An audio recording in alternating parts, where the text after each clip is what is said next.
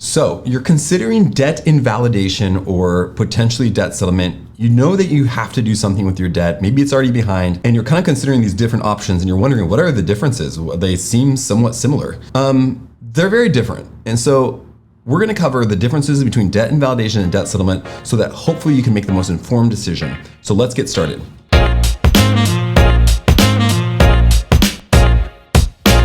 Welcome to the Ascend Finance YouTube channel, where we cover such things as debt validation, debt settlement, debt consolidation, debt everything, so that you can make the most informed decision to get out of your debt cheaper, easier, and faster. My name is Ben, and I am the co-founder here at Ascend. This video is for informational purposes only and should not be construed as legal or financial advice. So I just want to clear that up before you even get started.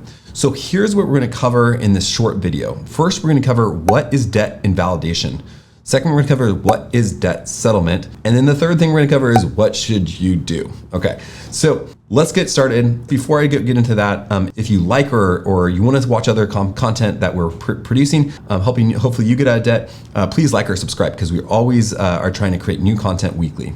Okay, so what is debt invalidation? Debt invalidation is where a company or you would try to invalidate debt by sending debt dispute letters to your creditors. Okay, I'm making this video because I'm seeing more and more where debt invalidation is almost pitched as debt settlement. And the challenge with that is that debt settlement will sometimes have a much higher fee than debt invalidation. And the reason why is debt invalidation, often there's very little work involved in debt invalidation. So of course they're gonna have a much less fee. Let me give you an example.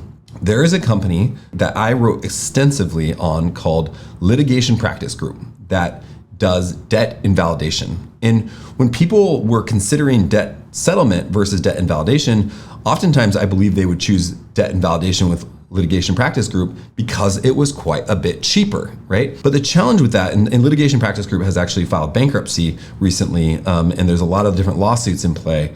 But the challenge with that is that debt invalidation, they're not actually settling your debt. You're not actually getting out of that debt unless they send the dispute letter and it's actually a disputed debt that is invalidated, right? But the challenge with this is that oftentimes these debt invalidation companies will take creditors such as Chase and they'll actually enroll those in their debt invalidation program. Now, Chase is the biggest bank in the US, right? So to put something into the program and say, we're gonna invalidate this debt doesn't make a whole lot of sense, right? Because it's a valid debt and they're just gonna come back and say it's valid, right? So I think sometimes what debt invalidation companies do is they pitch themselves or they position themselves like they're a debt settlement company, right? They're gonna say, okay, we're gonna get rid of all this debt for you. We're gonna invalidate it. We're gonna fight your creditors. We're gonna be on your side for all of this debt and we're gonna get rid of all of it. And you're only gonna pay $400 a month, which is much different than debt settlement, which is $700 a month, right? But the challenge is that debt invalidation, there's not really much stopping you from doing it yourself, right? We actually built a debt validation letter generator that's free that you can use and send these letters to your creditors, right? So you could actually do it yourself and you could send these letters. And there's potentially not much more that these companies are doing, right? So potentially they may do a little bit more, right? So like if you get sued, they might have a debt defense attorney represent you. But even then, a debt defense attorney may not be that much more expensive, right? And that's only if they sue, right? So it seems like what these debt invalidation companies are doing are they're enrolling all your creditors. Then they're saying, I hope no one sues. And if someone sues, we'll get someone to represent you. That's part of the service. We'll send us dispute letters and hopefully all this debt just falls off your credit report after the statute of limitations and you won't have to pay it anyways. The challenge with that is a lot of times creditors will sue and then you're essentially going to have to pay that $400 a month for the debt invalidation, plus let's say 75% of the balance on all your debt after all the fees and everything accrued.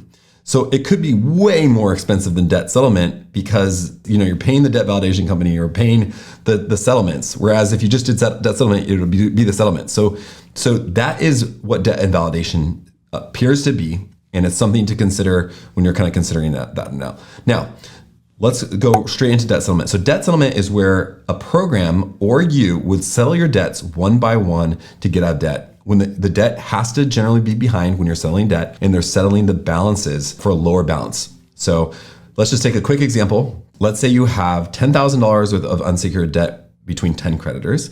You enroll that $10,000 into a debt settlement program, or you could do it yourself. I mean, there's a lot of pros and cons of doing it yourself versus, hiring a company. If you have a lot of creditors, it may be better to hire a company because there's a lot of logistics and payments. But if you have like one creditor, it may be easier just to settle the account yourself. I'll probably come up with another video for that, but let's just go back into the debt settlement piece. For debt settlement, you are going to put money into a special purpose escrow account. So you stop paying the 10 creditors and you put some money. So let's say you have 10 creditors, $10,000, and you're paying $100 a month to those creditors, right? But you can't afford the $100 a month. So you have to stop paying them. And then you put, let's say, instead of $100, you're paying $50. So you get a little bit of relief from your monthly payments. So you get that $50. Now, these are small numbers, but you can see how it can work. So instead of you're putting $50 in the escrow account, and now that $50 is now giving you a little bit of relief. And that escrow account starts to build up funds. And then the debt settlement company will then negotiate and settle all of those accounts one by one. And now you're probably wondering, what should I do in this situation? And they will settle them one by one until you're completely debt free and you're out of all the debt. So what should you do? Should you do debt invalidation or debt settlement, or neither, or something else, right?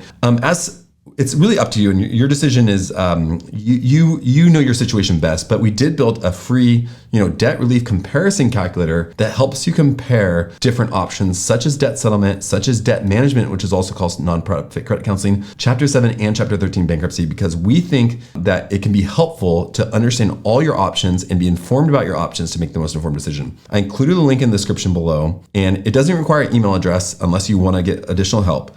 Because we wanted to provide a really solid resource that can be helpful for you as you kind of explore options to get on this debt-free journey. We didn't add debt invalidation into the calculator. And the reason we didn't do that is because we've seen so many companies that, charge, let's say $400 a month for something that would cost $40 a month to do.